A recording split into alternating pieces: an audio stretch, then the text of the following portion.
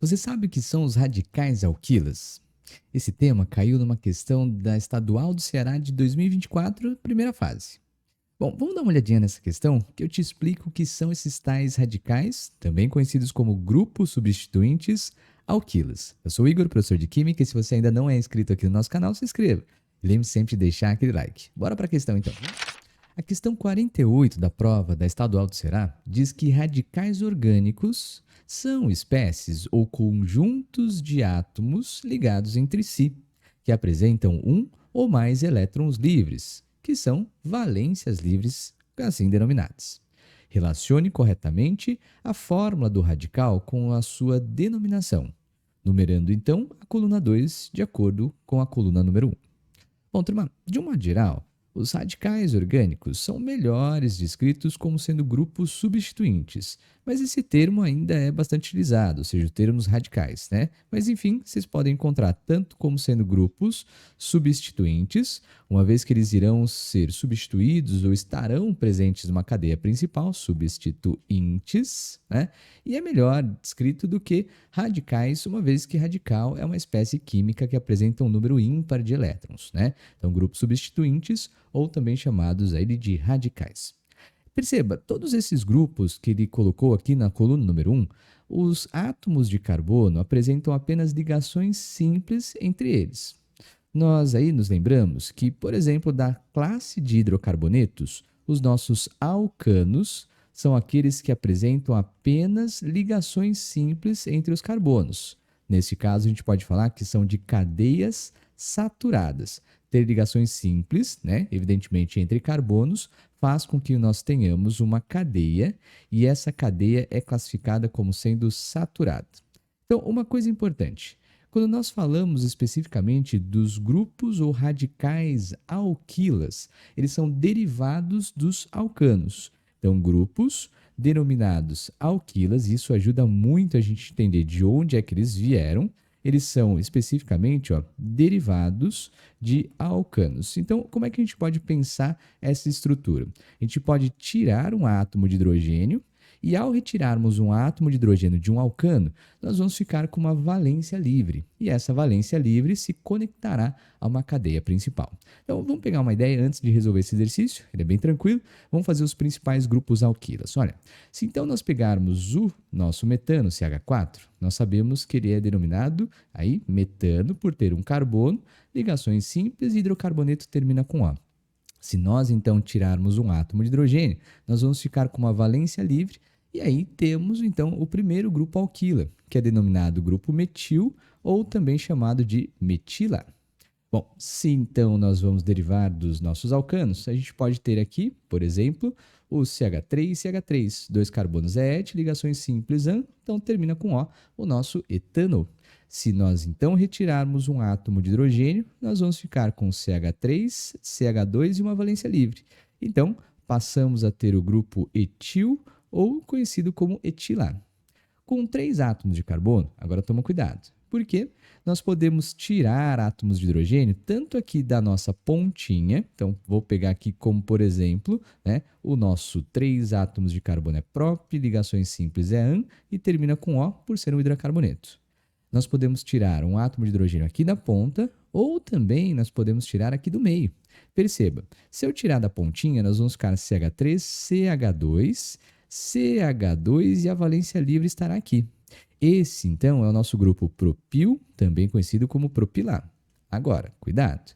Se nós retirarmos o hidrogênio aqui do meio do caminho, nós vamos ficar com esse grupo aqui, CH3, CH, uma vez que retiramos um átomo de hidrogênio, e aqui na ponta continua o CH3. Esse grupo ele vai ser denominado grupo isopropil, também conhecido, claro, como isopropilar. Então, note uma coisa super importante desses grupos substituintes. Se nós tivermos 3 átomos de carbono, então nós podemos ter 2 grupos substituintes ou radicais alquilas. Se nós tirarmos da pontinha, nós vamos ter o grupo propil. Porém, se nós tirarmos do meio, nós vamos ter o grupo isopropil. Assim ficava mais fácil da gente memorizar. Com 3 carbonos, se eu tirei aqui nesse caso da pontinha, é propil. Se eu tirei do meio, vai ficar aí como sendo o grupo isopropil. Tudo bem? Bora aumentar então a quantidade de carbonos para fazer outros grupos. Bora lá? Bom, com 4 átomos de carbono, a gente pode ter as seguintes possibilidades. Então, eu vou colocar aqui 4 átomos de carbono, fazendo ligações simples. Então, nós temos o nosso querido butano. Lembrando, 4 carbonos é but, ligações simples é an, e termina com O, por ser um hidrocarboneto. Nesse caso, turma, nós temos aqui uma cadeia que ela está totalmente retinha. A presença apenas de carbonos que são primários ou então carbonos que são secundários. Note que então eu posso tirar ou um hidrogênio do carbono primário, tanto faz à direita ou à esquerda, como também um hidrogênio, no caso aqui do carbono secundário, à direita ou à esquerda. Então nós vamos ficar da seguinte forma, olha, eu vou tirar da pontinha primeiro para ficar mais fácil. Então vamos ficar com CH2, CH2, tirei aqui da pontinha, nós vamos ter então o grupo denominado butil, né? Ou também chamado de butila. Agora vamos retirar aqui um átomo de hidrogênio, né? Nesse caso do carbono secundário. Então nós vamos ficar com CH3, tanto faz ser do secundário ou do outro. Vou tirar aqui à direita para ficar mais fácil, ó. E aqui nós vamos ter então o CH3. Bom, esse grupo, turma, ele vai ser denominado grupo sec-butil ou sec-butila. E por que isso? Uma vez que a nossa valência livre, né, recai aqui ou está em cima de um carbono secundário, então nós vamos denominá-lo grupo sec-butil ou sec-butila. Tudo bem? Bom, mas com 4 átomos de carbono, note uma coisa interessante. Eu posso propor uma segunda outra estrutura, né? Vou jogar aqui para ficar mais fácil. Olha, com 4 átomos de carbono, a gente pode fazer uma cadeia não enfileiradinha assim, ó. Nós podemos ter um carbono terciário. Quer ver? Vou colocar aqui para baixo, muito bem, CH3, um outro átomo de carbono, ótimo. Então nós temos essa estrutura. Note que agora, turma, a gente pode retirar esse átomo de hidrogênio para fazer uma valência livre, que é de um carbono terciário, ou então a gente pode tirar desses átomos aqui de carbono. Mas perceba que esse CH3 ele é igual ou equivalente ao de baixo, que é igual ou equivalente aqui da esquerda. Então nós temos uma outra possibilidade, né? Uma segunda outra possibilidade. Eu vou tirar aqui inicialmente desse carbono terciário. Olha, nós vamos ficar CH3, retirei aqui do carbono terciário, vai aparecer aquela valência livre nessa ponta, né? Sendo assim, a gente não vai ficar chamando simplesmente de butil.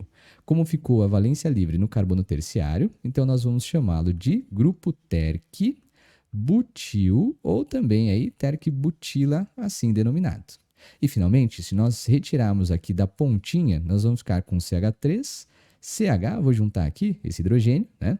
Aí nós vamos ficar com CH3 e aqui então CH2, tirei, fiquei com uma valência livre.